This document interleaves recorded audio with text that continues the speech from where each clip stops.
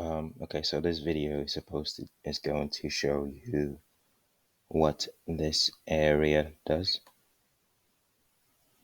So I'm going to be showing you how to set a limit order. So for example, if I wanted to buy um, at, let's just say 800, right? Then I'll just type that in here.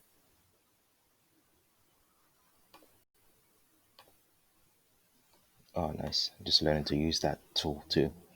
Um, so so 800. So yeah, so this is my first time using this app or this software to record videos. But yeah, limit if you wanted to buy at 800 and whatever, cool.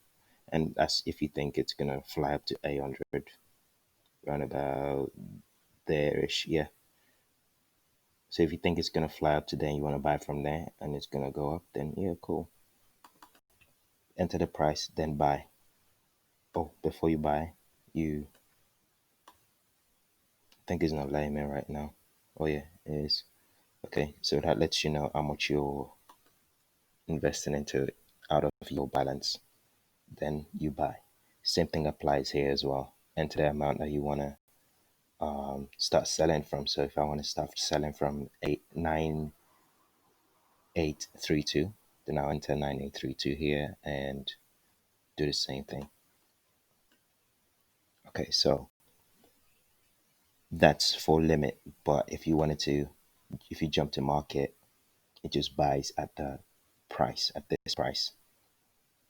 So then you select however amount you want to invest into it, and then you hit buy. Same thing applies to sell. So if you feel like the market is right here and it's going to sell off more, then you click on sell, and it just drops. And when it drops all the way down, that's when you gain your profit or loss. It'll tell you that here, P&L, profit and loss.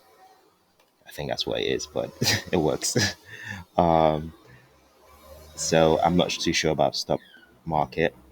I've not tried it, but this is what I've done so far, and that's it.